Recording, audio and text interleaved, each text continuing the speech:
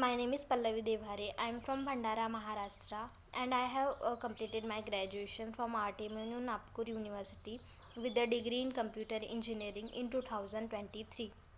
And I am always interested in IT sector. Then my friend asked me to join the eVision TechnoServe company. eVision TechnoServe company is an IT recruitment and consulting company. In eVision, I had joined full day job internship under guidance of IT managers and administrator. In job internship are career development opportunities, providing practical experiences and in a field or discipline. And I learned various modules like networking, CCNA, ITIL, Windows administration, and interview preparation modules.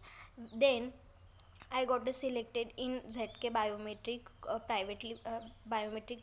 Private Limited Company, Bangalore, with the package in 2.66 LPA because of Sati ma'am, Priya ma'am, and all eVision team. This opportunity. Uh, Thank you so much, Sati ma'am, and Priya ma'am, and all eVision team. Thank you so much.